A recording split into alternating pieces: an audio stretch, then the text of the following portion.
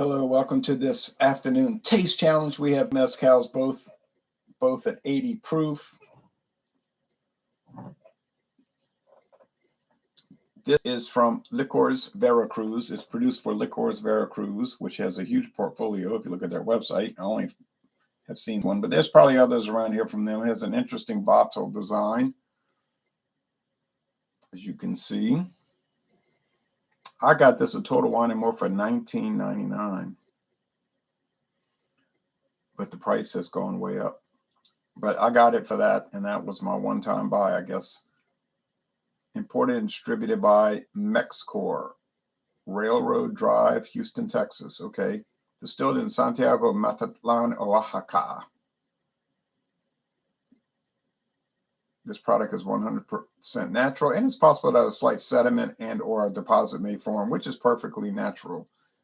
There's a little booklet about the product on the bottleneck, and it says started in 1989. It won a silver medal just last year at the International Wine and Spirits Competition, and it had this sticker says 2018, the Spirits Business Gold Award 2018, the Mezcal Masters. But I bought this in 2021 before the award was announced for 2021. Okay, Reposado. So it's rested. Don't say for how long. It says Yipe Totec, God of Spring and Renewal. And it has a worm in it.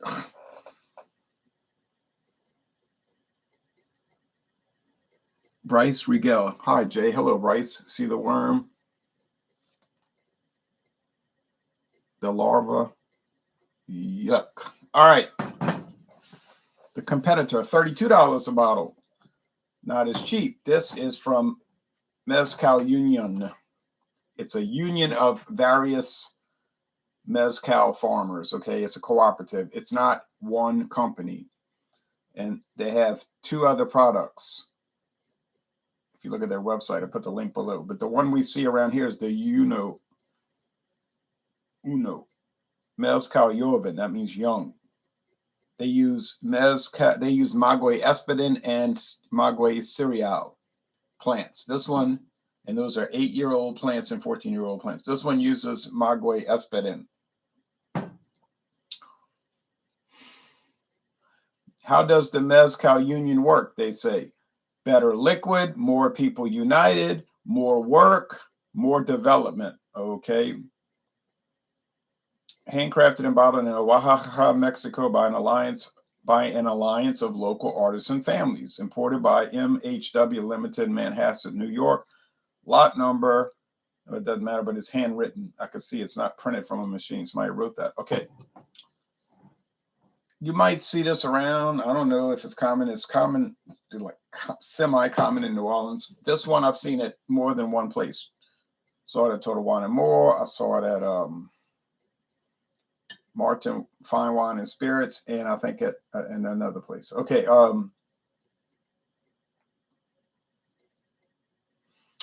don't think there's anything else to say. It's got this special built-in pourer where you can pour out, but you can't pour in, you know, because they might have a problem with people dumping out the good stuff and adding a cheap mezcal. There's a cheap one now. I noticed Savannah Discount has a 60 proof mezcal. It's so cheap, but I never bought it because I said, if it's not 80 proof, I'm not buying it, you know. Okay, this one is yellowish because it's rested, just like that Monte Alban has a yellowish appearance because the barrel is going to give it a little color. Oh, this rubberized cork is so tight. Oof.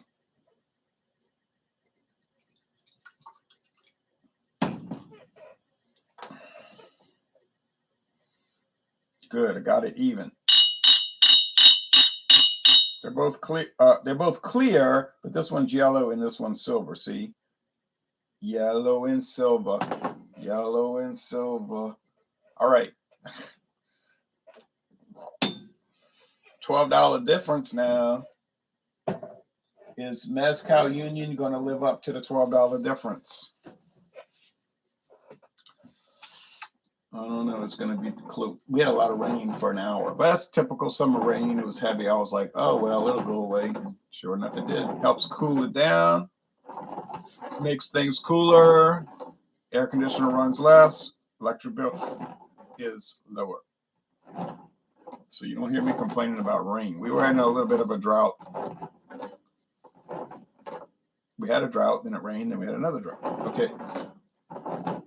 Get ready for Stout Sunday tomorrow, 10:30 Eastern a.m.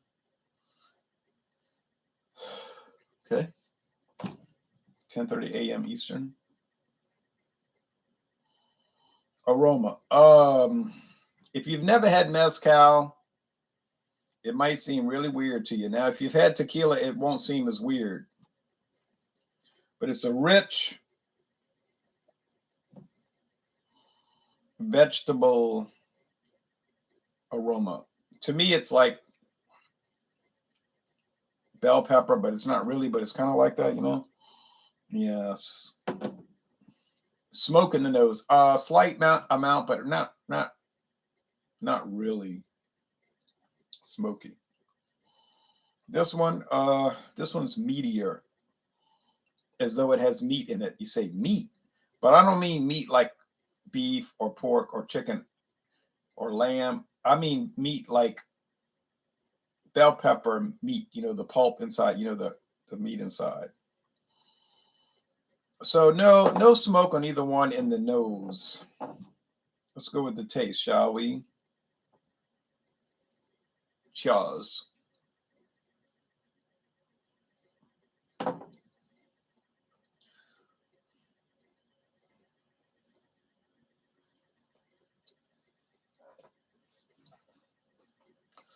A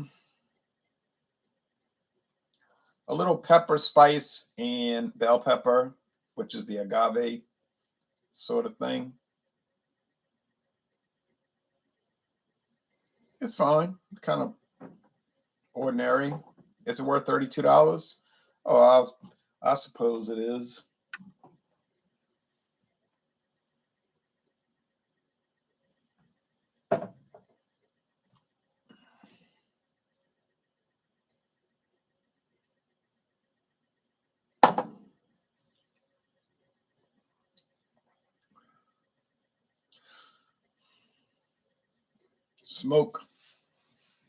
Smokier.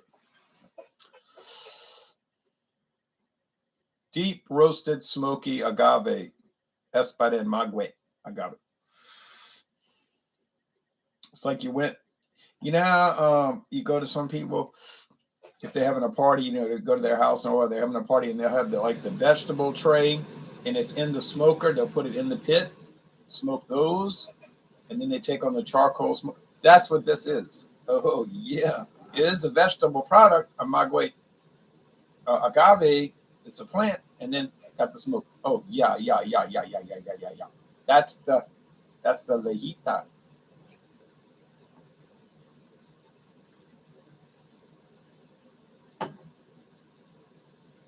You can tell it's aged a little bit. I don't, you know, it might be 6 months, but now the Uno, it's good. I like it, you know. It's smooth, it's savory in the flavor. It's got like the beer people like to say umami because it makes them look smart, and they probably are smart. But it makes them look even. Medium body, medium long finish. But some of these mezcals, though, they'll have like a cornbread taste. You say you're dumb. You're so dumb. You're so dumb. They don't even have corn. They're 100% agave. I know that, but for whatever reason, they have that cornbread taste. Especially the ones that aren't as overtly smoky.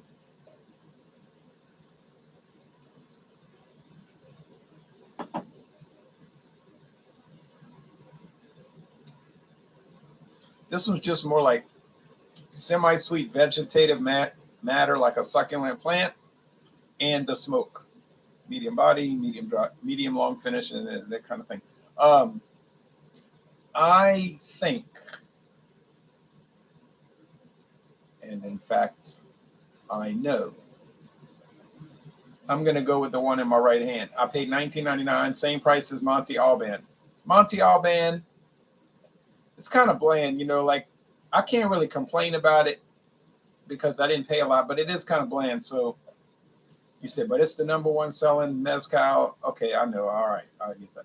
But still, it's got a pretty bottle. They do give you a packet of cayenne pepper or some kind of spice pepper, like pepper. They give you a bag of pepper. All right, it's all very nice. And the worm and the FBI, but still, it's kind of bland. It's probably the least enjoyable of the lot that I have. I could go buy that. Now I'm not buying any underlings that are less than 80 proof. That's not happening.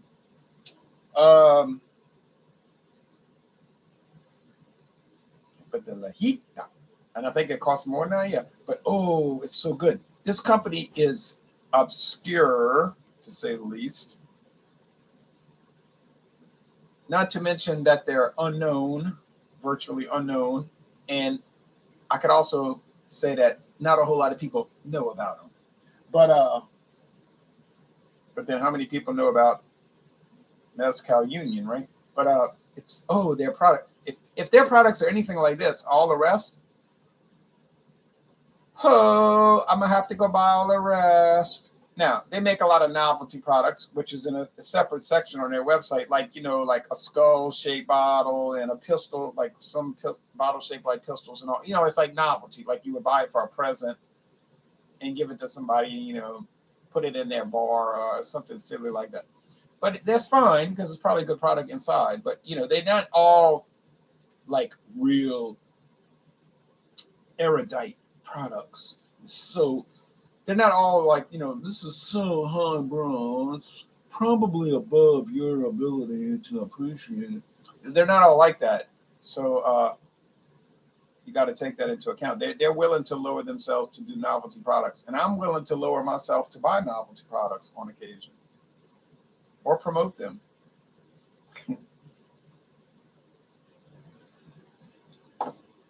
But I'm going to say this is the Lajita, and I'm voting for it. Okay, y'all, it's time to get nice. Oh, I feel so embarrassed because it's not. It's the Mezcal Union. It's the UNO. Uno. Oh, man. Well, I guess I got a lot of thinking to do now. I got a lot of things to work out in my head, so I guess I'm going to have to get off the air. Whoopsie Boopsie says, you, back to you. Oh, well, heck. When I first tasted it and I got the smoke, I was like, saying to myself, not verbally, because I didn't want y'all to know, I was saying, wouldn't it be something if I got it wrong? And then I said, oh, I probably won't. I'll just keep talking, and then I'll get it right, and nobody will know I was thinking those negative thoughts. But now you do. Now I have a machine gun. Ho, ho, ho.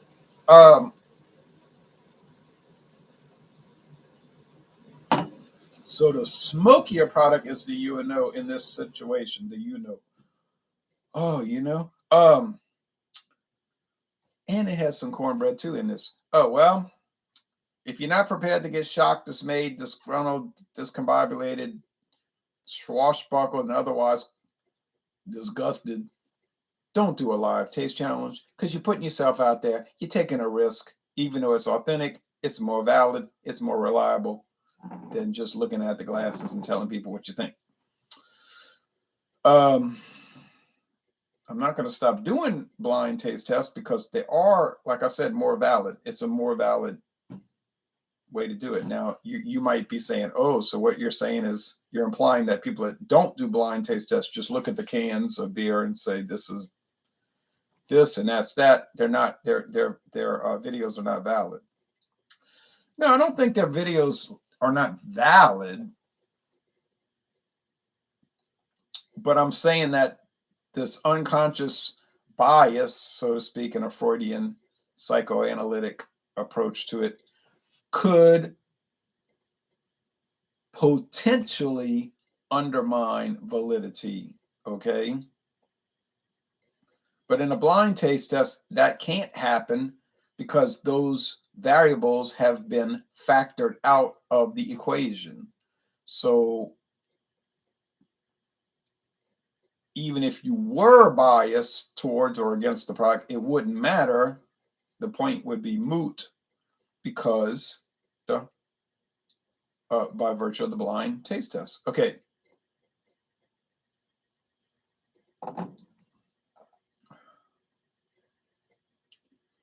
I like the Lajita. And when I drank it solo and did a review, and when I did a duo review with my friend David, and when I did subsequent, a number, not sub, yeah, well, it could have been subsequent, but a number, but I believe it was beforehand, but a number of taste challenges, I thought it was like extremely smoky. I was like, this thing is so smoky, I just can't get over it. But then bringing in the Uno from Mezcal Unión, it's not that smoky. It's smoky in a relative sense. So as smoky as you think this is, you could bring something else, and then the one you thought was so profound isn't as much as you had believed. And you say, what about Ardbeg 10? Everybody's favorite smoky single malt Scotch. I think the same thing could occur where you say, oh, it's just, the prototypical smoky single malt Scotch and all of that. But then there's probably others that are much more intense. Now some of them become more gimmicky in that case where they just that's their only emphasis. It's just to make it the ultimate smoky single malt Scotch. You say, well, there's nothing wrong with that if that's really your gimmick and that's what people are buying. I agree. It's really nothing wrong with it, but it does become like a one note or a single thematic product. And I don't think Ardbeg 10 is really that. It's just noted for that, naturally and deservedly and sensibly. But I like the Lajita, and I would recommend it. If you see it for $19.99, you better buy about 2 or 3 bottles with this JB inflation. But it's going to take me a good many years, God willing, to go through it, because you can see I've only done the top 20%. So I mean, it's really looking very positive. The Mezcal Union, even more so. This thing has been a wonderful product. The smokiness is really dynamic, really exciting. There's a guy, slicing up a agave plant on the label. I mean, I'm not in love with the label. It makes me want to go run and buy a Depeche Mode album. but no, I mean, but anyway, but I like it, and I would highly recommend it. $32, yeah. Can't go wrong. Now what's coming up in the next go round, as they say on the streets? Another mezcal. And I think this is going to be the Uno versus, I believe, the Sombra.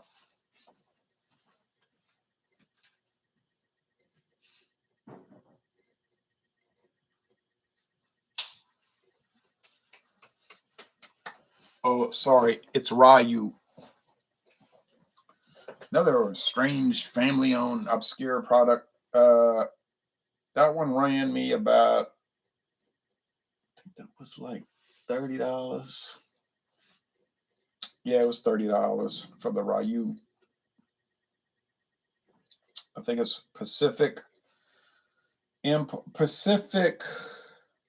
They're in Los Angeles.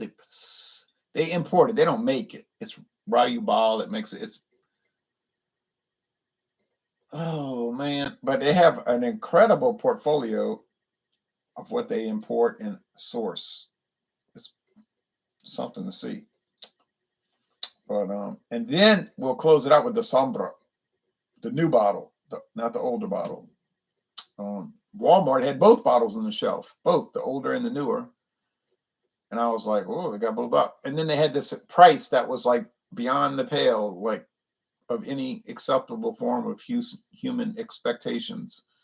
And they were still out in the field commanding troops. They had Sombra for $15. I'm not joking. $15 with that smoked glass, the new smoked glass, beautiful bottle. Oh, well, you can imagine for $15, it didn't last a week. Didn't make it a week. No way. No way. I said, I'm buying. My friend David was like, why you didn't buy me one? I said, well, I don't know what you drink. He said, next time, just buy it. Okay, you're going to get your money, Maury. So he was like, buy it. I said, okay. So I went back and bought it. And he was like, man, if they would have sold out, I'd have been so mad. I said, they were getting close too. So he was like, never consult me on that.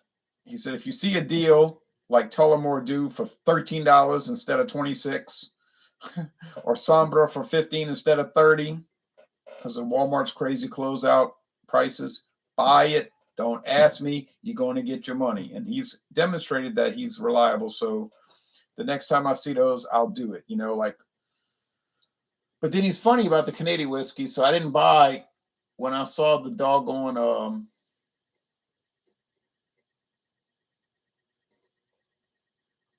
It's like a craft Canadian whiskey, but it's owned by. It got bought out by Campari. They had a $19.99 bottle for $9. $20 bottle for $9. I bought it. Didn't hesitate. But he never complained about that one. Anyway, so see y'all tomorrow morning at dawn for Dawn Busters. The Mezcal Uno versus the